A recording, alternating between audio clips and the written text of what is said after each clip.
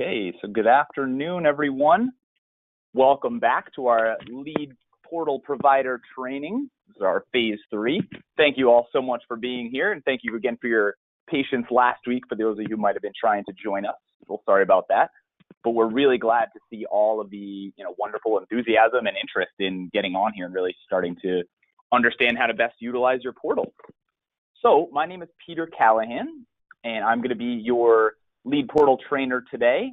We've got many members of the team on here with us, including Lynn Philpotts and Donna Cohen-Avery, and then, of course, Amita and some of our development team. So again, we're excited to get started here with you today. As you may have seen in your email, our planned go live date continues to be March 21st. That is subject to change, but we are hoping all the features that you're going to be seeing today that will be added to your portal will be live for you in just a couple of weeks. So stay tuned to that. All right, how's my audio coming through? I always just like to double check while we're live here, especially as it went last week. Can I just get any confirmation? You're hearing me, Lynn? Great. Yes, and I'm seeing a couple questions already, which is great. We will get to question and answer toward the end today. And yes, you can type those questions right in that question and answer box. So, but hang on, we're going to go through a lot of different sections. So maybe hold on to your questions till we get closer to the end, and we'll cover as many of those as we can before we wrap up at 1:30 p.m. today. All right, so again, welcome to the lead portal training, and today we are going to cover a few different areas.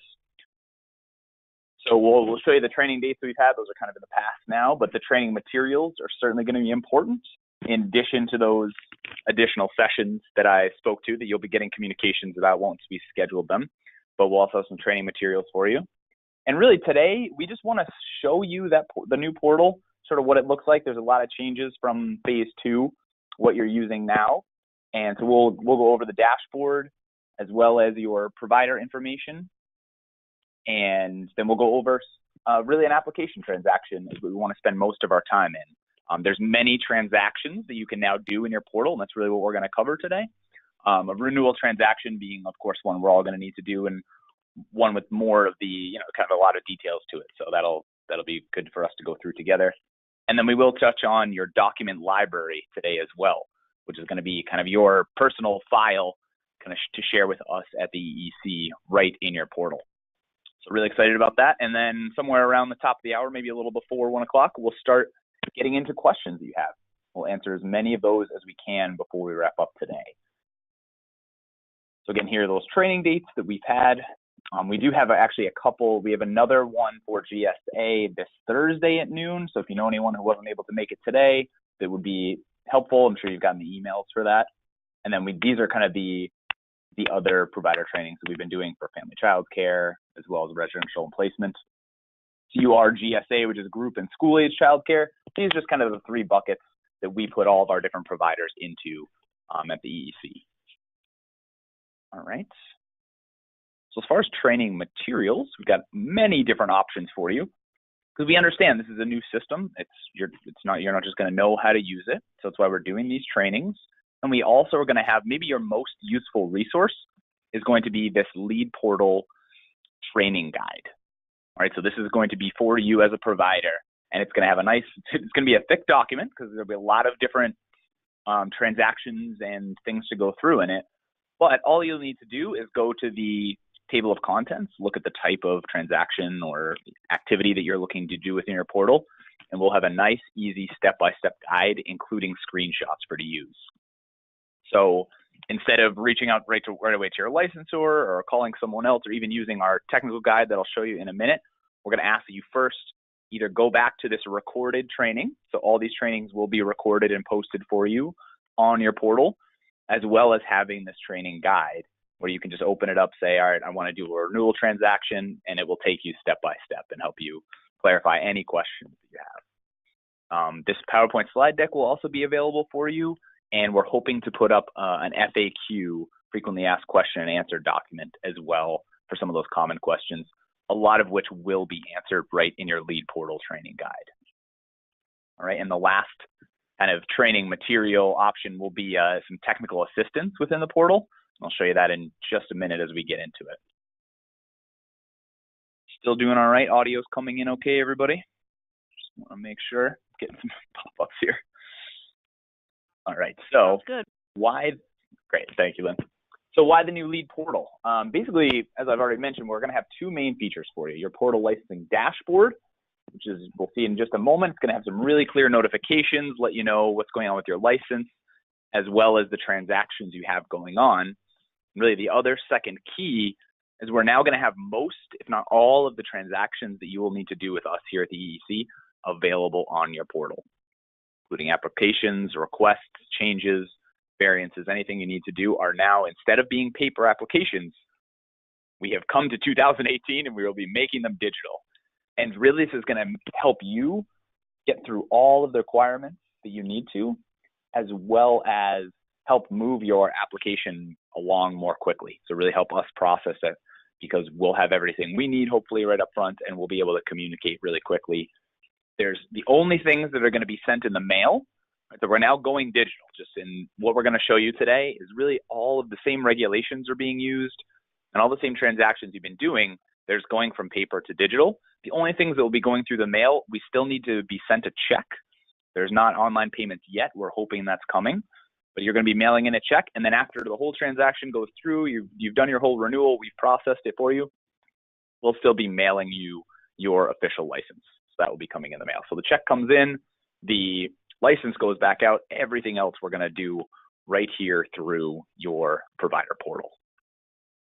All right, so you excited? Ready to take a look? All right, so most of you already have access to the portal. If for whatever reason you do not, please do reach out to your licensor, and they will be able to just send you an email to give you access. You'll create your own password. And after our go live, which again is planned for March 21st, when you log into your portal, it will be the same credentials, and it's going to look a lot like this. So please note we are in a demo environment today. This is a demonstration, so there will be a few little differences, and we don't have any real information here. It's all kind of fake information just to show you today. You'll notice you're in Peter's classroom, so welcome to my classroom. And your name will pop up right here when you sign in, right? Just as it does similarly now, right? It'll let you know you're in your personal portal, and assistants will also have access to the portal, so they can reach out and get access as well. Or you can just email your licensor to request that for them. Just going to need an email address for the assistant. All right, so looking at your home screen, you can see there's kind of two main sections. We've got our dashboard, which is right here in the front, and then our different buttons over on the left-hand side to take you to a few different pages. So starting right on the front, you'll see right away there's an alert. So for GSA, for your provider type, you will have this document library that we'll cover in a little bit. And you'll see this alert will let you know if you have an expiration date for any of the documents. It could be all different types of documentation and certifications that you need.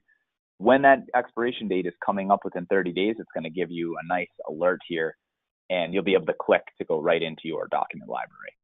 So just one of the notifications is going to help keep you and ourselves on top of keeping your program active and up to regulations. Underneath, you will see basic provider information, right? Pretty standard, as well as some license information. And this is going to be really helpful. It's going to let you know your capacity and your license type right away, as well as your issuance and expiration dates. So no more having to look at the wall or go check your file. It's going to be right here on your portal for you. And the other great feature, no math involved. The portal is doing the math for you. It'll let you know how many days you have left on your license. And once you get within the 120-day mark, you will see a ticker here letting you know how many days remaining before your application renewal is due. And of course, that will be 30 days before the expiration date at the latest. One thing that's important to point out when it comes to your renewal application, if you right now are getting ready to fill out your renewal, if you may have already received a request, an application from us, we are asking that if your renewal date is any time after April 1st, so even within that 30-day range, right? If your renewal is April 1st, we are asking you hang on to your application and wait until we go live with this new phase. And again, should be around March 21st. You will get an email letting you know portal is now active. And we're asking that you then enter your application information here in the portal, as we'll show you today. Right? Because this now is going to be your file. All your information is going to be here in the portal and online as opposed to in a file. So it's going to be really helpful for us to hang on to that. And again, we're going to give you some leeway on that 30-day date just so that we can get your information in here. And again, it's going to help get your application through faster. So you could mail it in tomorrow, but there's a good chance it will go even quicker if you wait till April 1st to put it all in online. We'll have it right in our queue, and your licensor will have all the information they need to process. Make sense, everybody? So again, you'll be able to have this ticker come once this phase 3 is up for you in your portal, and it should just be really helpful to see this. This last field won't be filled the whole time, just once you're within that 120-day range. All right, the other thing to pay close attention to is your licensing transactions. So there are 4 different tabs here, which are basically the status of your transaction. Whatever kind of transaction you're working on, it's going to show you right in here in your licensing transactions. So, and this is another thing that will be described well in that provider training guide for you, but just to give you an overview, we don't have any transactions started right now. You see there's a 0 in all 3 of these tabs, and even in the process. The process will be fine, right? This is going to grow for you as you complete more and more transactions with us here in the portal. But what's important to note is that each of these statuses means something a little different for you. And once you've started certain transactions, you cannot start that transaction again or another transaction until it's made it all the way through this process and goes to the closed status, or you delete it. Does that make sense? So it might make sense to kind of go through a transaction with you first and kind of show you what that looks like. But just note that this is going to be your tracker. And if you've started a renewal transaction or any other transaction, it will either be saved, which is this first tab, or submitted, which means you've finished it and sent it in to us. However, until it goes into the under review tab, we are still waiting for additional information, documentation to process your application. So depending on the transaction, that might be, simply a tax certification and a background check BRC form, or, it could be other certifications or documentation. It all depends. But just note, these first 2 tabs mean that the application is still your responsibility. The transaction is still up to you. And the second 2 tabs mean it's on to your licensor and us here at the EEC. That makes sense? So those are kind of those 4 tabs. I'll show you a good example in a little bit. And then down below, you'll just have some actions. So if there are things that the portal notices that you need to continue to do, maybe finish your transaction, update a document, those will be down here. And lastly, we've got our great resources section. So it'll take you right to the EEC website, the query page, and some other information, and those will be updated based on kind of the needs that you have. Hey, Peter, sorry to interrupt. Yes. There are some messages in the questions that your microphone might not be working for them. They can't hear you. People aren't coming through. Is it coming through for you? And how am I sounding to you, Lynn? Yeah, it sounds fine on my side. Yeah, I can hear you. Yeah, thank you. Thanks, Famita. Yeah, I apologize if anybody's having trouble. Everything seems to be clear on my end, but I do apologize. Sometimes the best thing to do, everybody, is just to kind of restart and start over. It's our highly technical. Yeah, it looks like a few people, but it sounds like most people are hearing us okay. Yep. So, sorry about that, everybody. This is Donna. Yeah. Hi. I think there might be some confusion in the group that the mic being turned off means that they can't speak to us right now. They should be able to hear, but the microphone in the webinar should look like it's turned off. I see some conversation about that. Okay, great. Yeah, because we do have everybody automatically muted just in case of background noise, that sort of thing. So this really is the only way we're going to be able to communicate with you is through that question and answer section for today's session. Again, we are going to be doing more sessions down the road, so you don't have to have it all down after today, but hopefully you can hear. And again, apologize if anyone's having trouble. But I guess you can't hear me anyway if you are, so If that's helpful, but hopefully most of you are with us. Got about 160 of us or so on the call, so hopefully most people this is coming through for. All right, so for those of you who are hearing me, let's keep going. Want to make sure you get all the information you need here.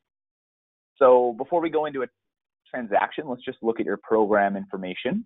And one thing to note throughout your portal, you might see this in transactions as well, is we have these little question marks or kind of help text. And this is just to give you a little bit more information about what each of these sections is if you're not clear. So you can always just hover over those question marks. We'll give you a little bit more information on whatever that field or that button is. All right. So if I click on your program information tab, it's going to be just what it sounds like, all the information related to you and your program, just like you're seeing now in phase 2. So you've got the same edit and submission buttons here up top for new incidents and corrective actions. Now we also have another shortcut for that licensing transaction button, which you also have on your home page. So you can see we have a couple shortcuts for each of these pages. Some are on the home page, and some are here in your provider page, but we'll get you to the exact same place. Again, so you're seeing all this now with your phase 2. Just wanted to let you know it's still going to be here. So all of the related information to you as a provider. So your license information, all the way down through your capacity and visits, investigations, all that information is going to live here within the portal. And as far as visits, investigations, those type of things, this will continue to build as you've done more and more with us and more transactions. So all of your historical data will live now here within your portal. Make sense? That's what you're already seeing now. You can get back to your home page a couple ways. You could click home up in the top. The Massachusetts emblem actually gets you right back to the home page too. Whatever makes sense for you. All right, so that was that program information. Now let's look at the transactions. Again, remember, we don't have any transactions started right now. There are 0 in progress here in these 3 tabs, which means every transaction that's currently available to us as a provider will show up here in your new transaction options. However, if I've started a renewal transaction, I'll show you a quick example. Right, so let's say I have a couple different types of transactions going, just like in this screenshot here. That means I'm not going to be able to start another inactive or downgrade transaction until it has gone through the process and been closed. Make sense to everybody? So when it's in draft status, that means I've saved it, but I haven't submitted anything. All right. So let's start a new transaction. Just clicking right here on new transaction. So as you can see, there is a button for every different type of transaction you currently have available as a provider. All the way from variants and renewals to license change, applying for a move, intent to close, or even a reissuance of your license. So there'll be many different options. Again, this will change depending on your provider type and sort of what you have already what you're currently working on. But since we haven't started one, we have an option here for applying for renewal. So let's click on that button and get a renewal started. So as a reminder, we are going from your paper application here to a digital online version in your portal. However, the regulations have not changed. So while it will look a little bit different and we may ask 1 or 2 different questions, the majority of this application is going to be exactly the same as what you're using now. You're just going to be typing it in instead of handwriting it. All right. So the initial page is our instruction page. So it lists all the regulations that we're talking about. We'll speak to the fee, a link to your fee schedule if you need it, and kind of all the information you need to review to make sure that you're ready to start a renewal. On the right-hand side of your screen, you can see all of the different steps or pages that we'll be going through before we finally review and submit this application. So I can't click on any of these right now because I haven't completed the page before.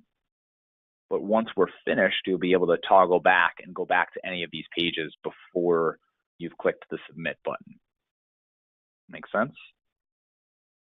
Great. All right, so let's get started. So here's our instruction page. We're going to read through go down to the bottom and simply click on the next button. And if we read through and decided, oh, you know, this, I'm not ready yet, I realize I don't have everything I need, you can simply close and go back to your portal homepage. There just won't be anything saved here because you haven't actually started the application. But right now, we're going to click next.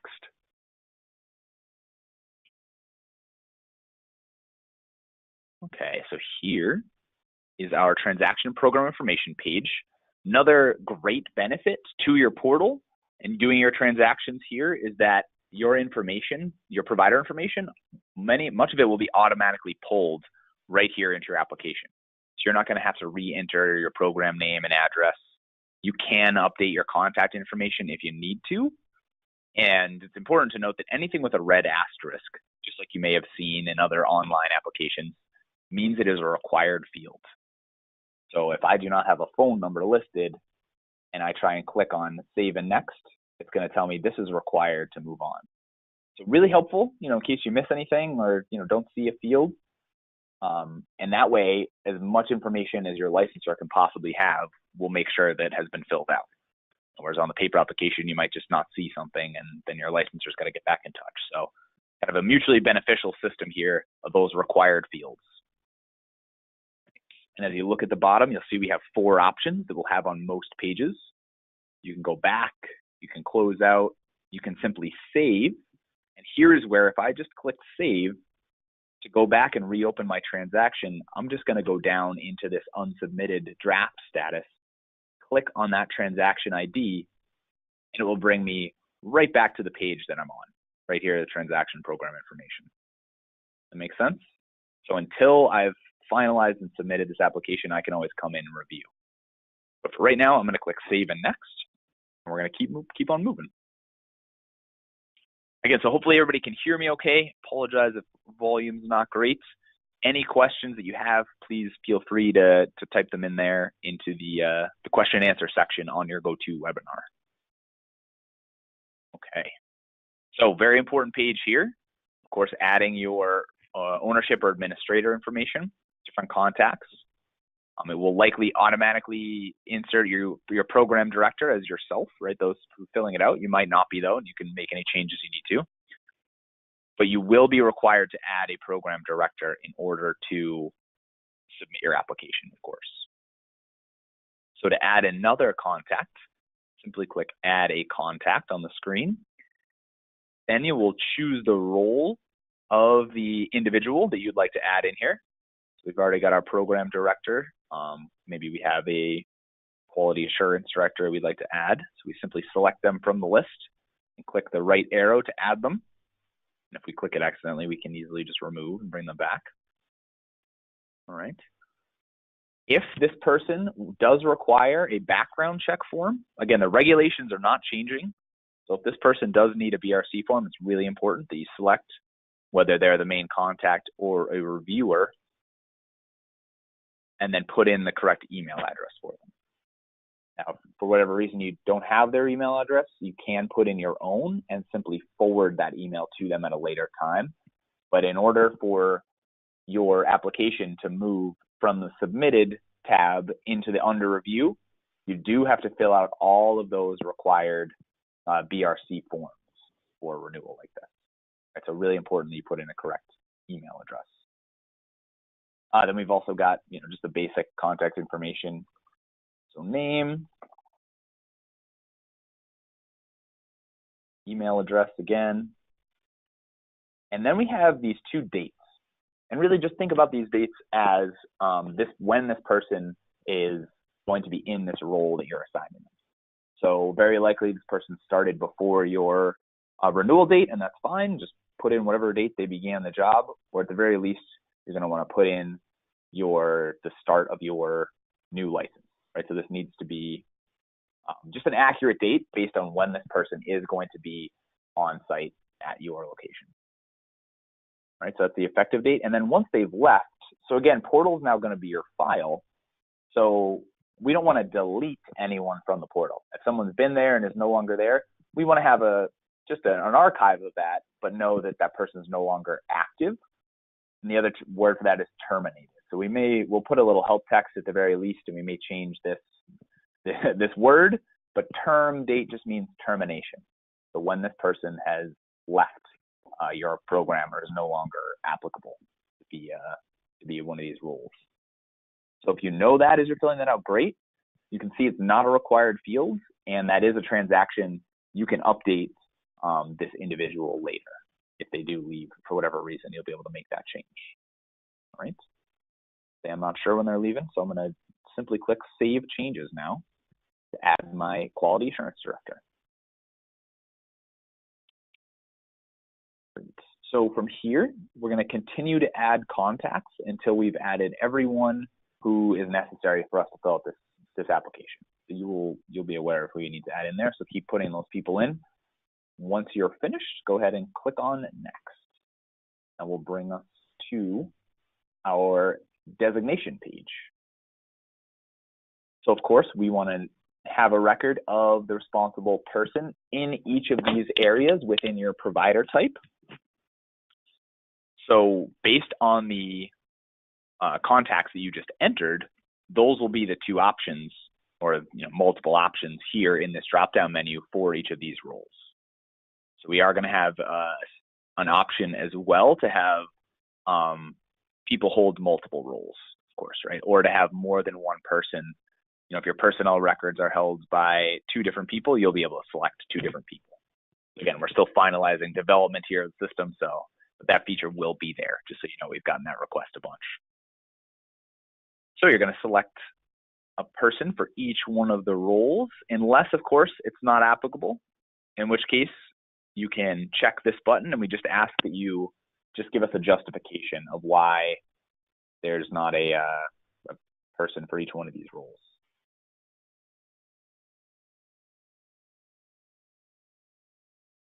Whatever makes sense for your program. Just going to quickly select someone for each of these.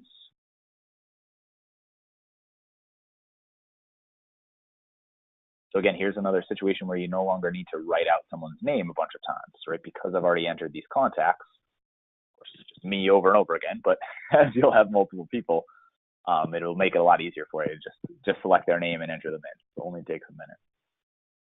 Okay, so again, here, if you aren't sure who that person is or need to get more of that contact information, you can always simply click Save and then come back and open up your transaction whenever you have the rest of that information.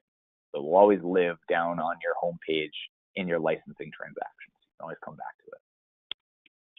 Okay, so for right now, I'm again going to click Save and Next. And we're going to move on to our capacity information. So this page will let you know what your current total capacity is, and then requires you to enter a number for each one of the different age ranges. Even if it's 0, you do need to at least put a 0 in that field. So this is, again, just the same information you've been giving us in the past, putting in all that, the different age information for your children.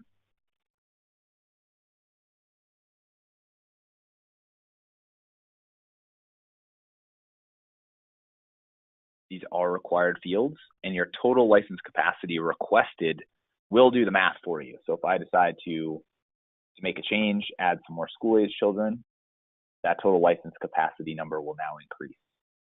If I can't actually make any changes to that, it's going to add up all these other fields. All right, so we're moving along. You can see on our tracker here, we're about halfway through. So again, another good situation. I've made changes. I want to make sure I, at the very least, click Save before I close out or do anything else. But if I did want to go back and make any changes, I can simply click on the green check mark, and that will bring me back to that page to add any other information I need to. And again, for now, we're going to click Save and Next. Oh, see, there we go. So the minimum age, so here's another spot for the requirement. The minimum age must be less than the maximum age requested, right? So we need to just update this.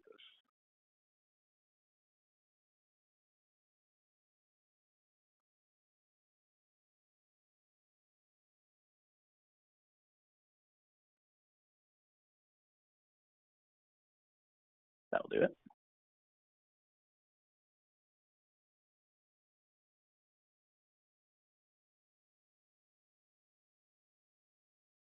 All right.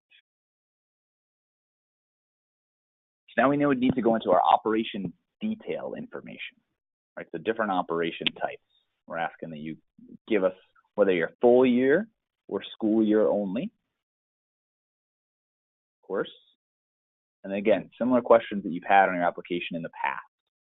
You're going to need to answer yes or no for each of these different questions. And what's important to note is that when you click yes, there will be additional information that's asked for.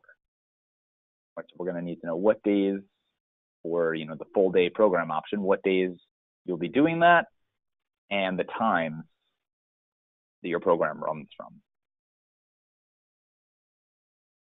Right, so we're asking you put in all that information for us. Oh, there's no PM in here right now. Again, just a demonstration environment, so no worries as I click through. But just want to show you kind of what it looks like. The half day morning program options, and we're going to keep most of these no for now, just to keep it simple. But different questions will come up based on your answer. We're going to ask you to give us a little bit more information, and those are required fields if the answer is yes. But if the answer is no, there's no space there. Again, kind of the improvement over the paper application, you're not going to have fields there that you don't need to fill out. So the portal is going to let you know what we need and not ask you for anything extra. Make sense? Okay, so let's see. Again, if I filled it out correctly, it will let me go on to the next page. If it needs more information, it's going to revert me back to that field. So that, again, we want to make sure that you've got all the information you can to your licensor to help get that transaction through as quickly as possible. Okay, so before we get to our attachments page, we've got our indoor and outdoor space information. Again, easy to track where I am within the application. So we're asking for what type of, how much space you have available, number of toilets, number of sinks, and just a lead paint question as well. And then we're asking for just your associated inspection information, right? Of course, all these things are required.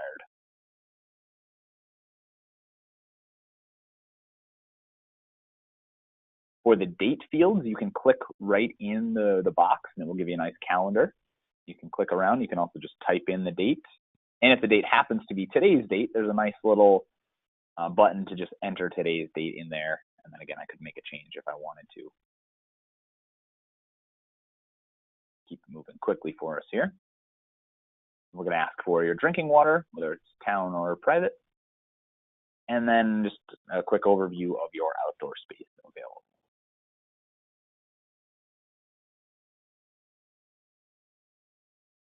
Lastly on the page, there's just an open field for if there's any additional space that you're looking for approval for. Again, just to give your licensor a heads up. And of course, these will all be reviewed on your visit. We just do want all this information in the application as well. Great. All right, we've got all the information in there, so we're just going to click Save and Next and go on to our attachments page. So as a group and school age provider, you have access to your document library, which is your online filing cabinet. There may not be many required attachments to submit your application, but again, that does not mean that we're able to process your application without those documents being submitted. So you need to make sure that everything that's going to be required for you to submit is filled out in your document library. We'll show you that in just a minute. Right, so this is not asking me for any attachments. If I did, it's a very standard attachment page, just like you've seen on other applications or online type things, where you're just going to select the file from your computer. There are two steps. We are going to ask that you click a couple different options, but we'll show you that in the document library in just a minute. All right, so we'll get to that in just a moment. So for right now, I'm all set. There's nothing I need to attach, so I'm able to just simply click Next to bring me to the final page. So here we are at our Reviewal and Submission page. So it's really important here to look over all the information you've entered to make sure it's accurate. Because the system knows if you haven't entered information into a field, but it doesn't know if you've made a typo or put in the wrong, especially the email address, any of the role information. And at this point, as you're going through and reviewing what you've put in, if you notice, I need to add another administrator. I forgot someone on there. Simple as going up to your different page options here and clicking ownership and administrator information right on the green checkbox. It's going to take me to that field, and here I could go ahead and add another contact if I want to. Because I've been clicking save and next as I went along, all that information's still in there, right? For now, we're going to go back to that review and submission page, so you can jump right back to it. Continue to scroll down, make sure all the information is correct. Current capacity, looks like I'm downgrading here. So maybe it said, oh, wait, I didn't want to downgrade. I must have missed somebody. Go in there, update those numbers.